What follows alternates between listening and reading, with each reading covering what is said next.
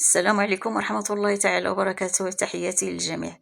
إلا كنتو أول مرة كتشوفوا القناة ديالي ما تنساوش الاشتراك فيها، ولا عجبكم المحتوى ديالي ديروا لي لايك والاشتراك فضلا وليس أمرا. مرحبا بكم معايا فيديو جديد، فيديو ديال اليوم السفنج مغربي على حقو وطريقو. بقاو معايا شوفوا المقادير وطريقة التحضير. ما كتشوفوا مجعب وما شربش الزيت،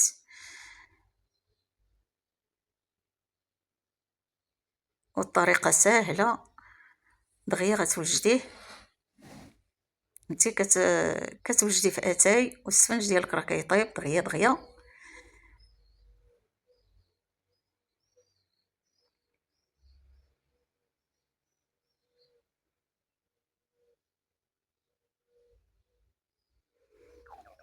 كما كتشوفوا مقرمش وما شربش الزيت.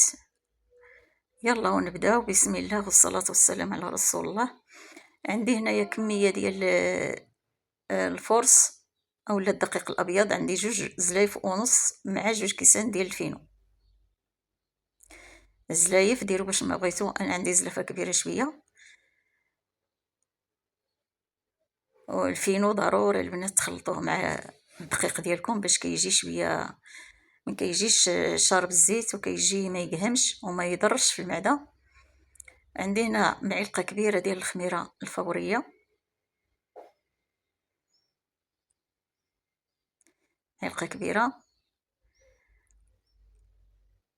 وهذا السفنج هذا العجينه ديالو خصكم تعطيوها حقها. انتم تبعوا معايا كيفاش غادي نعجنها وكيفاش غندير ليها باش تعطيني داك النتيجه. هنا عندي الشصيه ديال الخميره الكيماويه من فئه 8 غرام، والماء سخون، الماء على حسب الدقيق. غير ما تجريوش العجينه في الاول وما تقصحوهاش. الماء دافي بحال اللي كنعجنوا الخبز.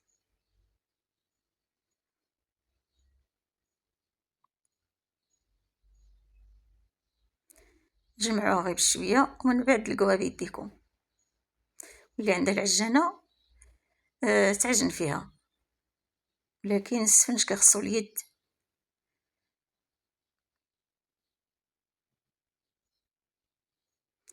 شكرا لكم خوتي العزاز، جزاكم الله خيرا اللي كيعطيوني الكومونتيرات وكيشجعوني، واخا المشاهده قليله ولكن انا ولفتكم. هذا هو، دي هي الحقيقه، ولفتكم داكشي اللي كنوجدو لولادي وداري كنبارطاجي معكم. يعني محتوى نقي ومحتوى، يعني ما داكشي اللي كنوجد لداري وكنوجدو لكم. هادشي اللي كاين. دابا هنا غادي نحيد عليه هاد المغرفه هادي وغادي نعجن بيديا. انا غنفزك شويه يديا غير شويه شويه، وغادي ندلقها ونعطيها الوقت.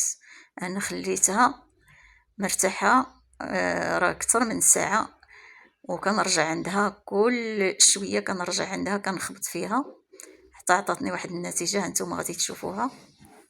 والملحه ما غاديش نديروها حتى الاخر. والعجينه كلشي كيعرف يعجن. كنتمنى نفيد المبتدئات، ديما كنقولها مع العيالات المغرب، وتبارك الله ما شاء الله، اللهم بارك، الله يعطيهم صحيحتهم. هنا غادي نخليه يرتاح ومن بعد نرجع عنده عاوتاني. نتوما شفتوا كي العجينه كيرتاح، هذه غير المره الثانيه غنرجع عندها 4 الخطرات وانا كنخبط فيها. الرابعه هذه هي الرابعه. دابا درت الملحه، هذه هي الرابعه المره. درت الملحه والخل ما درتوش في الاول، ولكن غنديرو دابا ماشي مشكل. معلقه كبيره نسيتو ما درتوش في الاول.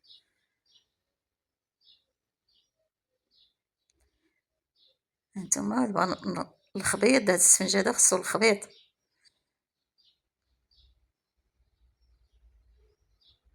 بحال هكايا وكيدير البواقات.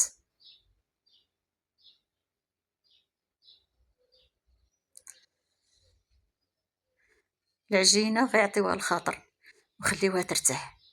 الا خليتوها ترتاح راه ما غاديش تعذبكم وتعطيكم النتيجه زوينه. حشنوها وسيروا قضوا شغلكم كما درت انا. مره كنجي عندها قلت لكم 4 الخطرات، الرابعه درت الملحه صافي. وهذه هي دابا غادي نخليها ترتاح شويه ونبدا نطيب.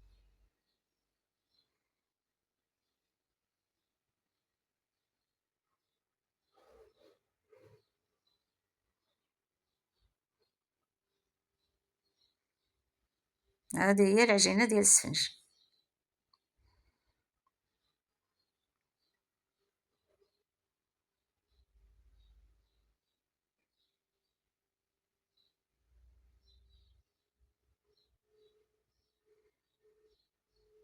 هنا غادي نجيب واحد المعلقه ديال الزيت المائده. غادي نجمعها عاوتاني كنعطيها الخبيط بحال هكا.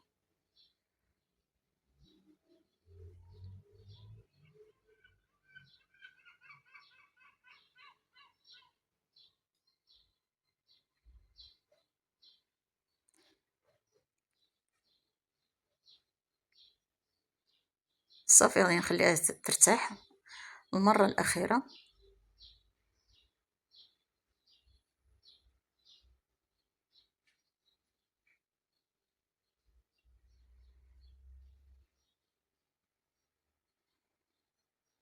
دابا هي صافي خمرات وارتاحت المره الرابعه.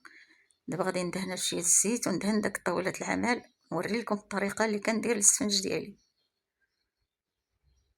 غادي نخرج منه داك الهواء ديال الخميره.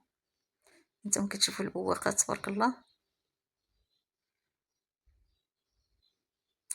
هنا انا غادي نديرهم شويه كبار، نتوما ديروا الحجم اللي بغيتو. انا راني دهنت، غادي ندهن طاوله العمل دهنتها وغادي نعاود ندهنها. هنا غادي نقطعو مكويرات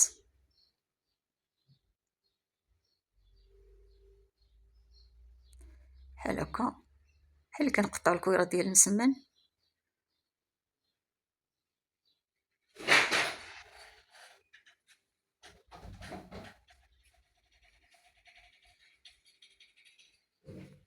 دابا غادي نبقى نقطعهم هكايا. نتوما كتشوفوا العجينه كي دايره تبارك الله. هاد العجينه هادي ممكن نديرو بها حتى بوشير غتجي زوينه. هاد المره ان شاء الله ندير معكم بوشير.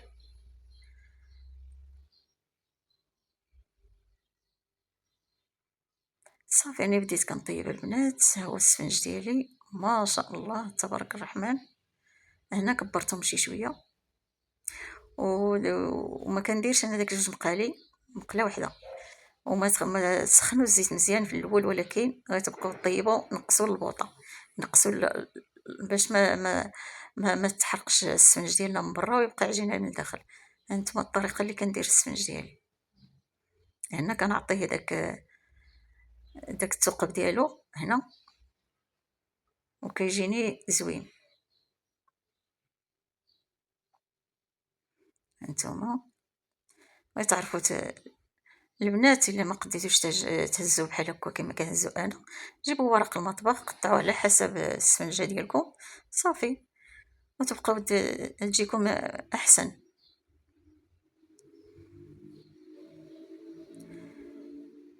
كما قلت لكم انا كندير مقله واحده. وهنا غادي نجيب واحد المغرفه نبقى نخوي عليه الزيت السخونه. اللي كان عندكم تحرقوا، الا طارت عليكم الزيت راه غادي تحرقكم. وان شاء الله يعجبكم هذا الفيديو وتشجعوني فيه ويطلع لي المشاهده ان شاء الله يا ربي. جهد الله وجهدكم ان شاء الله.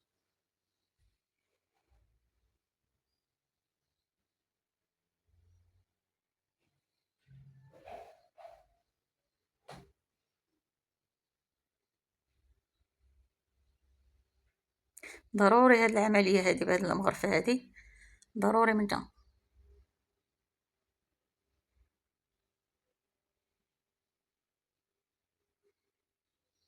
نصيحه البنات ما ديروش السكر اولا العسل، حتى الا درتو السكر غادي يتخطف لكم يتحمر ويبقى من الداخل العجينه.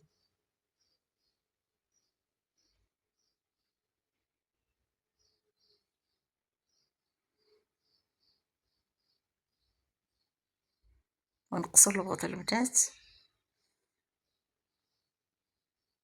باش يطيب غير بالمهل يطيب من الداخل ومن برا باش ما يتحرقش.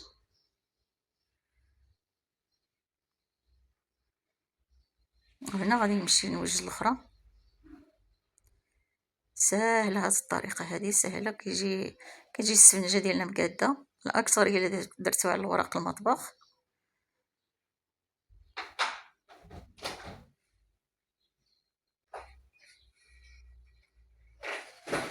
غادي نهز هذه غير بشويه وغادي نجيب الفرشيط والمعلقه ونقادها من الوسط.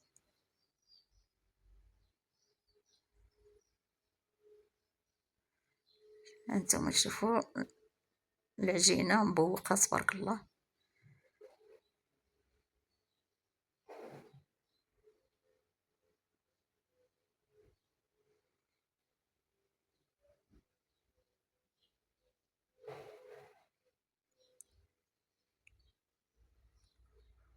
نتمنى تعجبكم الطريقه ديالي وما تبخلوش عليا بالمشاهده من الفيديو كامل.